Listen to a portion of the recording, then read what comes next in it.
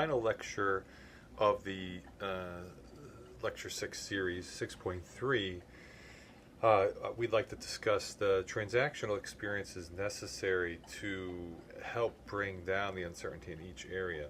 And, this is a super important point that I don't know how to get across any more clearly except to say that you have to interact multiple times with different forms of reality in order to really bring this down.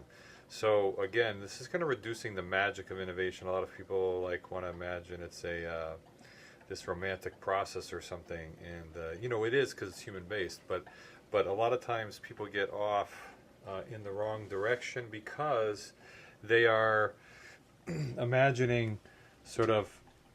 They're not being, as Andy Grove has been quoted to say, intellectually honest. What you have to do is all of your resources to be optimistic about your direction, but to use all of those resources to try and build up cases about why particular things you're doing are not correct, actually. Okay? And that's the importance of these transactional experiences, reacting to different people and different organizations, and also interacting with physical objects in technology, and coming to the conclusion that particular paths are really not going to work and that you need to change direction or keep on pursuing the same direction. We simply cannot iterate between the different elements without these transactional experiences. And I can sit in a room and I can imagine from my current learning and my current abstraction as to how this world will unfold. But there's a couple problems with that. One is, I can't possibly know everything that exists today, and I can't possibly know everything that's happening in parallel to what I'm doing. And if you look at the innovation process we're describing here, one of the most important things is to keep on updating what actually is going on in science and technology, and the marketplace and the way people are changing business models while you're in the course of what you're doing. And hopefully you'll see many stories that we talk about, many case studies in this course where that's the case. And that is that parallel developments affect your path. And of course this is some of the most important innovations. I gave you the example before about the microprocessor. In the first initial iteration in the market application space, they did not have the thought of using it for personal computers because they had not risen to the level of importance that they were going to. But while they were doing this process, it became more apparent. And so that market application piece appeared in the, our red circle there, while microprocessor folks were iterating along that path. And so, the bad news is that it's not like you collect all of your information up front like we did in this example in this class and then kind of crank down. You're actually adding more to it all the time. On the other hand, the positive thing is that for those of you that like to work with uncertainty, it's more optimistic because it says even if things aren't converging at the time and you're just about to give up hope, it could be that a new part of implementation changes or a new part of technology appears that you weren't working on, or a new market appears that you didn't think was possible or was there. And then it affects your path. So, one of the very, very important things I want to pull out here and make sure that you understand is that transactional experiences are not only important for minimizing reducing the uncertainty in each element, but it's also really, really important for, introducing new components in the elements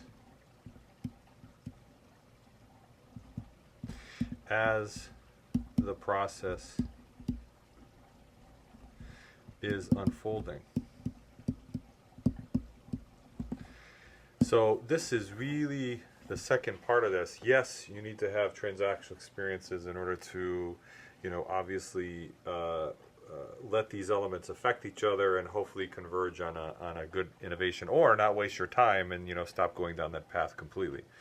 However, you know, if especially if you're in a fundamental one where you're working on things 5 to 10 years out, um, you know, you have to look for those new pieces that'll come into the market, technology, or implementation as you are continuing to try to reduce uncertainty and converge on in a new area.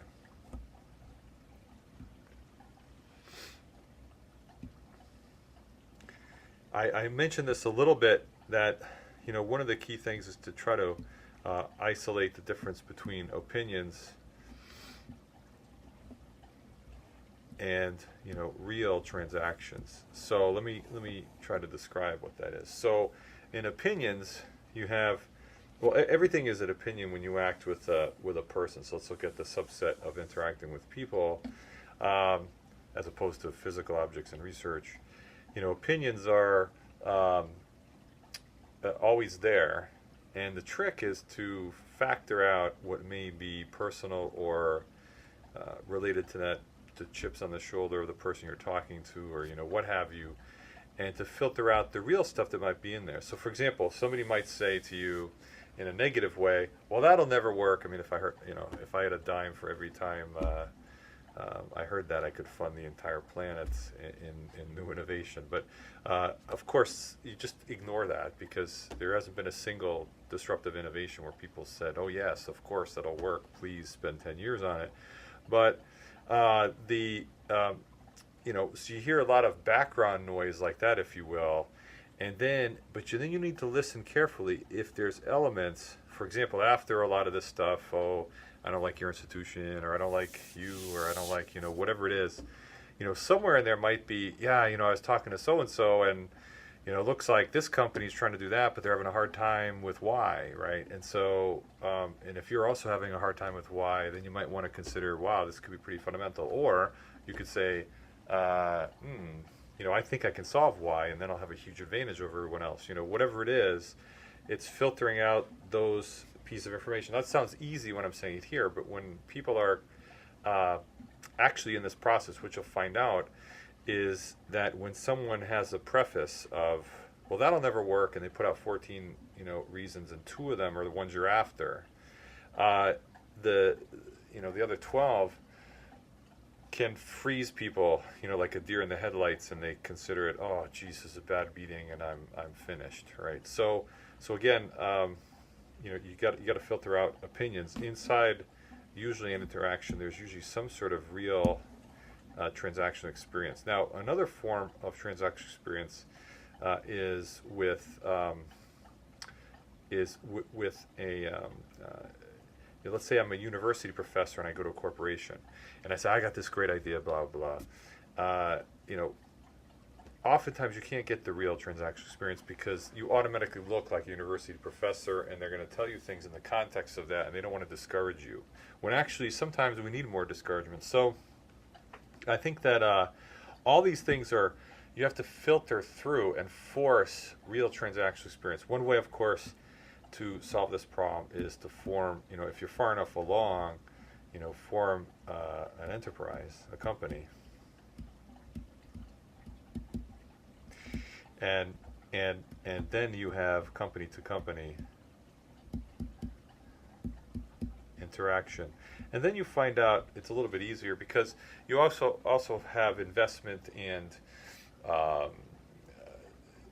different kinds of investment and transactions that that's what's behind this, is that the closer you get to a real business to business. So when the idea gets further, it's one of the reasons why you want to form enterprise. A lot of people talk, "Oh, let's form an enterprise because it's exciting," or whatever. I mean, the truth is that you want to form enterprise pretty early, because the interactions you're going to have are more revealing and help the innovation process reduce faster. Whereas sometimes when you're at that stage, the university label can inhibit you, although it can enhance you in the sense that people assume that you know more technology than they do, because a lot of companies have cut back and further out understanding. So again, opinions. Now, a transactional experience can be also with actually trying to get something to work, and there could be physical results, and you have to pay attention to those physical results in the marketplace. There's a tendency, again, to go the opposite way, to go into opinion world and say, well, that really doesn't matter, whatever. And again, being perfectly, or trying to stay as close as you can to being realistic and intellectually honest is really important, because problems and bad features are, probably they do matter, and you don't want that to disappear. You want to take that transactional experience and really bring it in.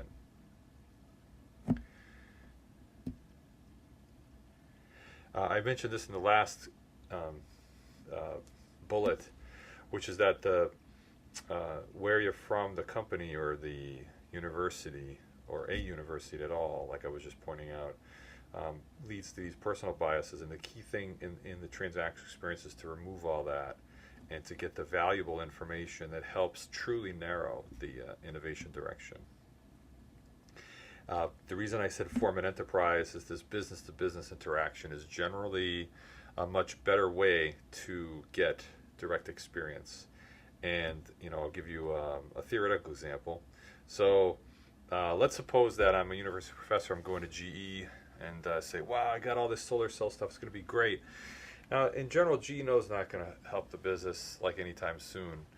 If you're truly thinking further out, but they would like to, encourage things to come their way eventually, and so they're going to be, yeah, sure, make that 50% solar cell, make it happen, of course that's important. So if you're a university professor, you can run off and you're all excited saying, yeah, as if you needed that, because truth is 50% solar cell, is probably important anyway, but you'd like some more. After all that interaction, then what have you learned? You've got encouragement, you got an opinion, but you really haven't really narrowed it. What you want to hear a little bit is how, what are the details behind making this successful? Even if you had it, what are they looking for? And so a different kind, if we use our business-to-business interaction, let's suppose that even though I barely have my first prototype, or maybe I'm thinking about I form a small LLC. This is United States language for a small company that generally a lot of small companies are in the form of LLC, limited liability corporation. And you form this company and you use that to go talk to G, say, hey, I have this developing idea, and we're going to have prototypes in 6 months, and would you like to buy a prototype for $100,000? It gives you first looks over everybody else, whatever it is, let's say $100,000. Now you have a whole different story. They say, well, if I'm going to do that, then here's what I'd like to see. And you could tell me more about this and tell me more about that. And all of a sudden, there's a way more intense interaction and transfer of information. And that information is highly targeted towards giving a reduction in risk in particular areas. And if you can't go down that path, if you can't, you have to take that back and merge it. It can't just be one corporation or one piece of information. But that's going to be way more valuable than the sort of pat on the back activity that you'd be looking for just to make yourself not have to change research directions or something like that. So it's an example of how this business-to-business interaction really can draw out more valuable information. And that's just one example. There are many ways to change the form of the interaction in order to get better information. That's just one. So you should always be thinking about that.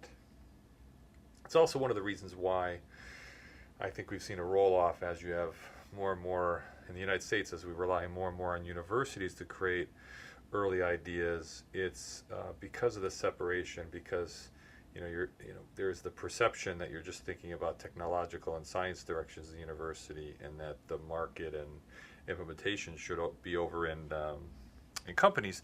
There's this kind of feeling that, I can just sit here and do my thing, and somebody else's responsibility, and so this harshness of actually interacting with the outside world and taking criticism, because that's ultimately what it is, right? It's can be interpreted as criticism if you're sensitive. Is not easy, even though of course it does make you a much better scientist, engineer, innovator, and if you become entrepreneur. So let me give you a real example of this in our solar, our small company, 4Power LC. It's a startup that we did in 2005, and have been still growing this company over a long period of time.